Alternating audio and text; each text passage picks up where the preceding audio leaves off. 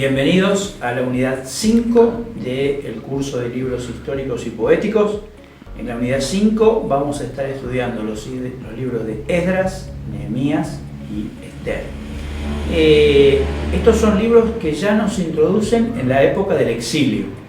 Justamente veníamos viendo que en el libro de Reyes y también en el de Crónicas se cuenta la época de la monarquía hebrea, y sobre todo el libro de Reyes nos cuenta la decadencia de esa monarquía, ¿no es cierto? Reyes que se van alejando de Dios, hay situaciones de idolatría, situaciones de opresión hacia los pobres, hacia los débiles.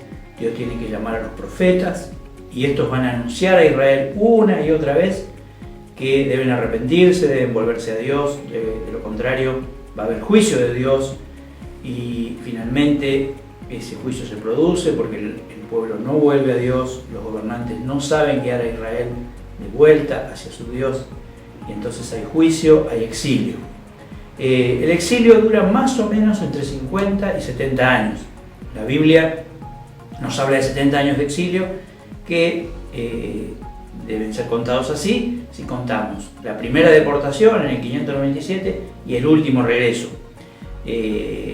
Deportaciones hubo dos. Hay una primera derrota de Israel a manos de Nabucodonosor, el rey babilónico, y allí se llevan al rey, se llevan a los príncipes, a los funcionarios más importantes, se los llevan al exilio, ponen un rey títere, pero 10 años después Judá se vuelve a rebelar contra los mesopotámicos y entonces hay un segundo exilio, que es el exilio definitivo. Allí Nabucodonosor toma Jerusalén después de sitiarla por varios meses, destruye sus murallas, quema el templo y se lleva a la mayor parte de la población al exilio. El exilio va a terminar 70 años después, cuando los persas derroten a los babilónicos y el rey Ciro decrete la posibilidad del regreso de Israel a su tierra. En ese contexto es que tenemos que entender los libros de Esdras y Nehemías. Son libros escritos para acompañar ese regreso. Son libros escritos para guiar a Israel a regresar a su tierra y a restaurar el reino, a restaurar la ciudad de Jerusalén, a volver a la tierra prometida. Esdras y Nehemías lo que hacen es contar el esfuerzo que implica ese regreso. Es un regreso doloroso, es volver a donde todo está destruido, desierto.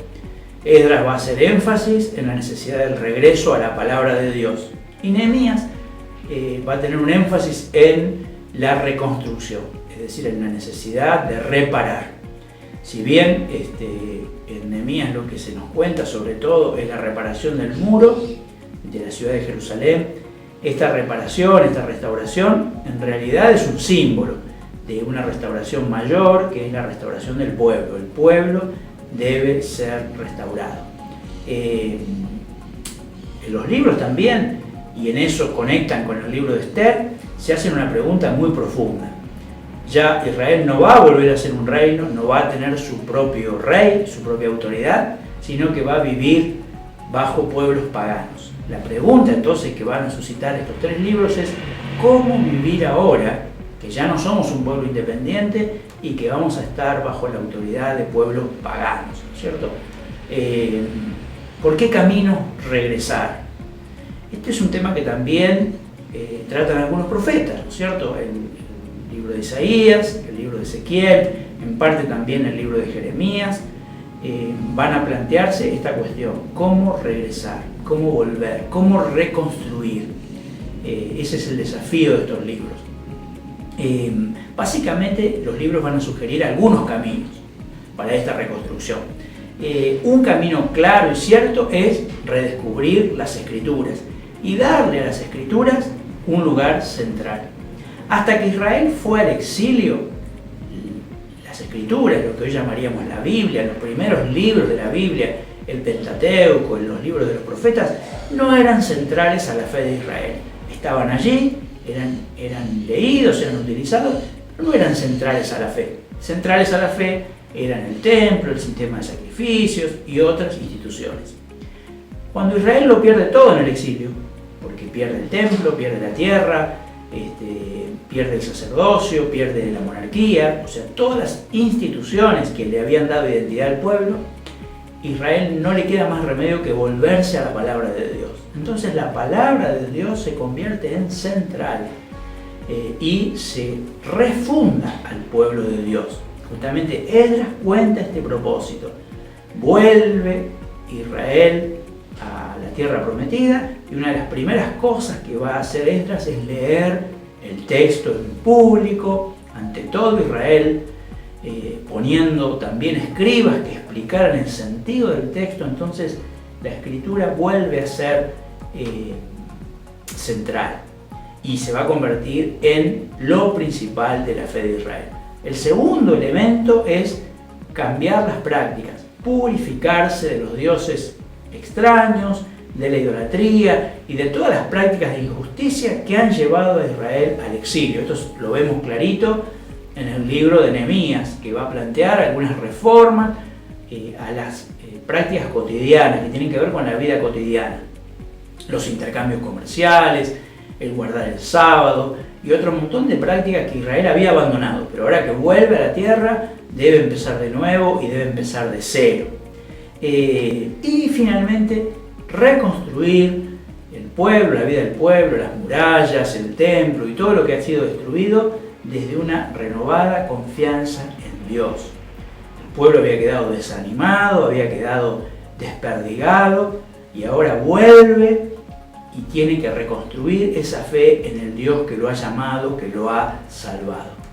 El libro de Esther plantea este mismo principio. Esther se ubica en la época del dominio persa.